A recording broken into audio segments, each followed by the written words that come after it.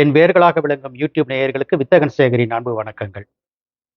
கேவுட் channel நேயர்களே, என் வீடியோக்களை நீங்க தொடர்ந்து பார்க்க என்னுடைய எக்ஸ் அதாவது ட்விட்டர் ஐடி வித்தகன் 8604 நீங்க ஃபாலோ பண்ணலாம். கேப்டன் விஜயகாந்த் என்கிற சகாப்தம் இன்றோடு முடிவடைந்து விட்டது. இன்று டிசம்பர் 28ஆம் தேதி அதிகாலையில் நம்மையெல்லாம் மீளா துயரில் ஆழ்த்திவிட்டு அவர் மீளா துயில் கொண்டு விட்டார். அவருக்கு வயது 71. மதுரையில் ஒரு கிராமத்தில் பிறந்தவர் விஜயகாந்த். விஜயகாந்த் வரலாற்றை சொல்லுகிற போது யாராலும் அவருடைய உயிர் நண்பன் இப்ராஹிம் ராவுத்தரை பற்றி சொல்லாமல் இருக்கவே முடியாது.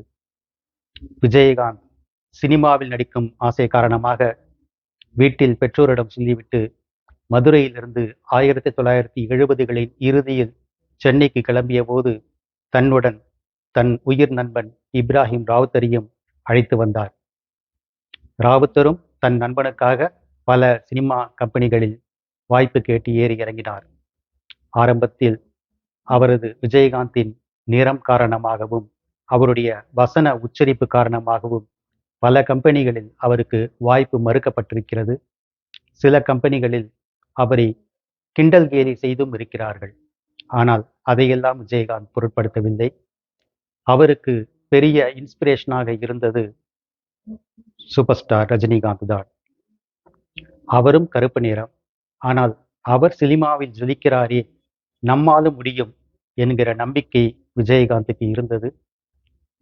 அதன் காரணமாகத்தான் விஜயராஜ் என்கிற தன் பெயரை இயற்பெயரை விஜயகாந்த் என்று சினிமாவுக்காக மாற்றி வைத்துக் கொண்டார்.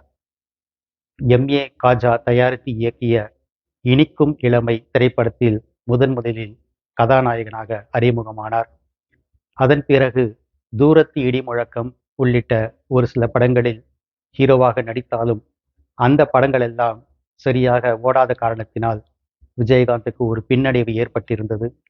அந்த நேரத்தில்தான் டைரக்டர் எஸ்.ஏ. சந்திரசேகர் தனது சட்டம் ஒரு இருட்டறை திரைப்படத்தில் நடிப்பதற்கு விஜயகாந்தை புக் செய்திருந்தார்.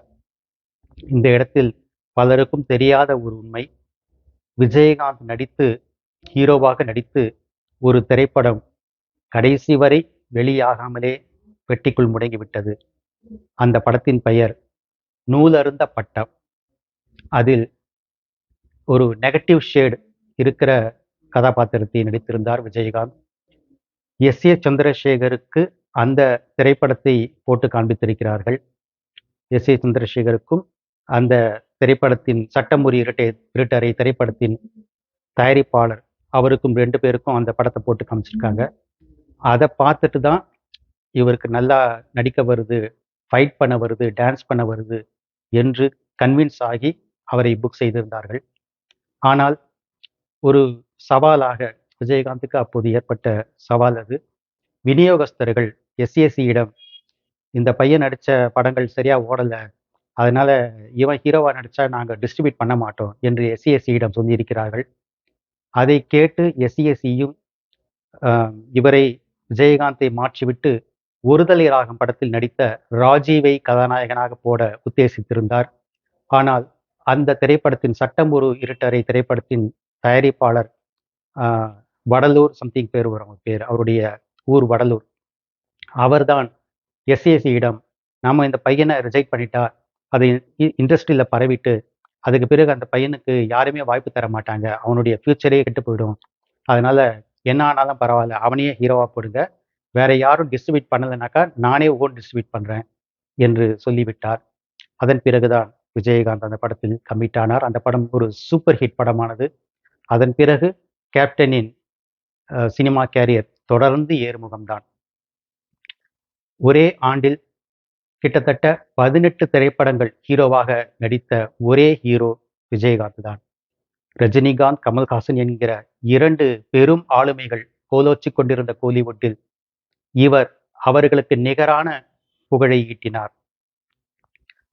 அதன் பிறகு அவருக்கு விஜயகாந்துக்கு 1990ஆம் ஆண்டு ஜனவரி 30ஆம் தேதி பிரேமலதாவுடன் திருமணமானது. அந்த திருமணத்தை நடத்தி வைத்தவர் திமுக தலைவர் கருணாநிதி அவர்கள். அந்த திருமணத்துக்கு பிறகு கொஞ்சம் கொஞ்சமாக விஜயகாந்துக்கும் இப்ராஹிம் ராவுத்தருக்கும் இடையே இடைவெளி ஏற்படுவதற்கு காரணமானார் பிரேமலதா. ஆக்சுவலா பிரேமலதா மட்டுமே அதற்கு காரணம் என்று சொல்லிவிட முடியாது. அவர் நெஞ்சில் அந்த நஞ்சை விதைத்தவர் ஒரு பிரபல தயாரிப்பாளர், இன்றைக்கும் படங்கள் தயாரித்துக் கொண்டிருக்கிற, தன் படத்தின் தன் பெயருடன் அடைமொழியை வைத்துக் கொண்டிருக்கிற ஒரு பிரபல தயாரிப்பாளர். அவர்தான் இப்ராஹிம் ராவுத்தரிடம் இருந்த ஒரு பர்சனல் வெஞ்சன்ஸ் காரணமாக பிரேமலதாவிடம் சொல்லி, நீங்க இப்ராஹிம் ராவுத்தரை இதுக்கு பிறகும் கேப்டன் கூட பழக அனுமதிச்சீங்கன்னா அவர் தன் சொத்தையெல்லாம் இப்ராஹிம் ராவுத்தருக்கு கொடுத்துருவாரு, உங்க பசங்களுக்கு எதுவுமே இல்லாமல் போயிடும், நீங்க அவரை வெட்டி விட்டுருங்க, அவர் விஜயகாந்தை வச்சு நிறைய படம் தயாரிச்சிட்டாரு, அவரை கட் பண்ணி விட்டுருங்க என்று சொல்லி இருக்கிறார். அந்த வார்த்தைகளில் மதிமயங்கிவிட்ட பிரேமலதாவும் இப்ராஹிம் ராவுத்தரை இனிமேல் நீங்கள் சந்திக்கக்கூடாது, அவர் படங்களில் நடிக்கக்கூடாது, நாமளே சொந்தமாக பட நிறுவனம் தயாரிக்கலாம் என்று சொல்லி triple C Captain Cine Creations என்கிற பட தயாரிப்பு நிறுவனத்தை தொடங்கினார். ஆனால் கேப்டன் சினி கிரியேஷன்ஸ் சார்பில் தயாரிக்கப்பட்ட படங்கள் அதற்கு முந்தைய விஜயகாந்த் படங்கள் அளவுக்கு வசூலில் பெரிய வெற்றி பெறவில்லை. சொல்லப்போனால் அவருடைய விஜயகாந்தின் சினிமா கேரியரின் கடைசி காலத்தில் கொஞ்சம் கூட நம்ப முடியாத, லாஜிக்கே இல்லாத சண்டை காட்சிகளை எல்லாம் பிரேமலதாவின் தம்பி எல்கே சுதீஷ் தலையீட்டின் பேரில் கொஞ்சம் கூட லாஜிக்கே இல்லாத சண்டை காட்சிகள்லாம் புகுத்தப்பட்டு அது ட்ரால் வீடியோவுக்கு பயன்படும் அளவுக்கு போனது. அதாவது ஒரு மாஸ் ஹீரோவாக இருந்தவரை ஒரு தமாஷ் ஹீரோவாக மாற்றிவிட்டார்கள். அதன் பிறகு அவருடைய அரசியல் பிரவேசம் 2005 காலகட்டத்தில் தொடங்கியது. அரசியலில் தொடங்கி சிறிது காலத்திலேயே மக்களின் பெருவாரியான நம்பிக்கையை பெற்றார் கேப்டன் விஜயகாந்த். ஏனென்றால் திமுக அதிமுக என்கிற இரண்டு கழகங்களிலும் மனம் வெறுத்து போயிருந்த நடுநிலையான வாக்காளர்கள் மூன்றாவது சக்தி யாராவது வரமாட்டார்களா என்று ஏங்கிக் கொண்டிருந்த காலகட்டம் அது. அப்போதுதான் கேப்டன் உதயமானார். அவரை மூன்றாவது சக்தியாக நம்பி பல பேரும் அவருக்கு வாக்களித்தார்கள்.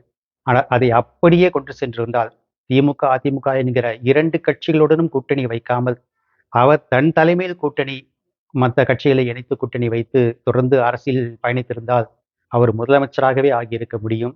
அந்த அளவுக்கு மக்களின் அபிமானத்தை அவர் பெற்றிருந்தார். ஆனால் அவர் 2011ஆம் ஆண்டு தேர்தலில் அதிமுகவுடன் கூட்டணி வைத்தார். அதன் பிறகு ஜெயலலிதா பணத்தால் அடித்து அவருடைய விஜயகாந்தின் தேமுதிக கட்சி எம்எல்ஏக்கள் பலரை விலைக்கு வாங்கினார். இந்த மாதிரியான தொடர் காரணங்களால் விஜயகாந்த் ரொம்பவும் மனமுடிந்து போயிருந்தார்.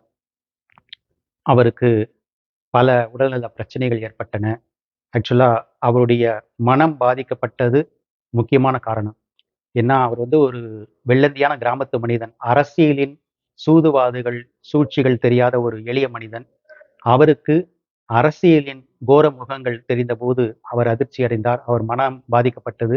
அவர் மனம் பாதிக்கப்பட்டதாலேயே உடல்நலமும் பாதிக்கப்பட்டது. இந்த நிலையில் சமீபத்தில் சில நாட்களுக்கு முன் கோவிட் தொற்றும் ஏற்பட்டது. ஏற்கனவே பல உடல்நல பிரச்சனைகள் இருந்தவருக்கு கோவிட் கிருமிகளும் தொற்றியதால் அவர் இன்று அதிகாலை காலமானார். என்.எஸ். கிருஷ்ணனை முன்னோடியாக வைத்துத்தான் எம்ஜிஆர் ஒரு வள்ளலாக உருவானார் என்று சொல்கிறார்கள். அதே போல எம்ஜிஆரை முன்னோடியாக வைத்து கேப்டன் விஜயகாந்த் ஒரு வள்ளலாக திகழ்ந்தார். இவரை முன்னோடியாக வைத்து இன்னும் யாராவது சினிமா துறையில் ஒரு வள்ளல் தோன்ற வேண்டும் என்பதே நம் எதிர்பார்ப்பும் பிரார்த்தனையும். மீண்டும் சந்திப்போம் நண்பர்களே. நன்றி, வணக்கம்.